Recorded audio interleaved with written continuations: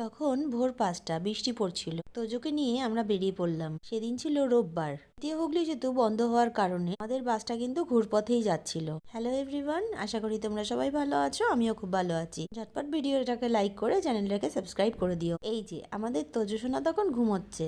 সারা রাত আমরা ঘুমোইনি। আর সেদিন যেহেতু রোববার বলছিলাম, আর দেখো হাট বসে গেছে। প্রথম এত ভোরে হাট দেখলাম। ও তোমাদের তো বলাই হয়নি আমরা কোথায় যাচ্ছি। আমরা চললাম দীঘাতে। সত্যি জানো তো, একটা আউটিং এর খুব দরকার ছিল মানসিক দিক থেকে। মেন্টাল হেলথটাকেও তো ঠিক রাখতে হবে, তাই না? তার জন্য বাবাকে পটিয়ে দীঘার উদ্দেশ্যে আমরা রওনা দিলাম। সব থেকে বেশি এক্সাইটমেন্ট ছিল আমাদের তোজো রাত্রি 2:30 পর্যন্ত ঘুমোচ্ছিলই না। তারপর কষ্ট করেই ওকে ঘুম পাড়ানো হয়েছে। ওনা বুঝতে পেরেছে যে আমরা কোথাও বেড়াতে যাব। কিভাবে বুঝলো? আমরা সত্যিই অবাক।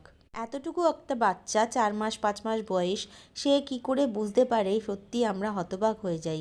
কোলাঘাট ব্রিজ ক্রস করে সবুজ প্রকৃতি দেখতে দেখতে আমরা কিন্তু এগিয়ে চললাম। সব ভিডিওগুলো তোমাদের জন্য নিয়ে আসছি, তার জন্য চ্যানেলটাকে সাবস্ক্রাইব করে দিতে হবে। বাসের মধ্যে কিন্তু আমাদের কোনো রকম সমস্যা হয়নি। আমরা সরকারি বাসে ফ্রি টিকিটে গেছিলাম। শুধুমাত্র বাবারই ভাড়া লেগেছিল 350 টাকা। কাছাকাছির মধ্যে বাঙালির সর্বপ্রথম অপশন তো দীঘাই হয়ে থাকে। আমরা বেশ মজা করতে করতে অত সকালবেলা ঘুম থেকে উঠেছি। ভেবেছিলাম কিন্তু আমরা বাসে একটু ঘুমিয়ে নেব, কিন্তু সেটা আর হয়নি। যাই হোক, প্রচণ্ড মজা করতে করতে আমরা দুই বোন ফটো ভিডিও শ্যুট করতে করতে এগিয়ে চললাম। আর ওই যে বাবা মা বসে আছে, বাবা মারও খুব ভালো লেগেছিল।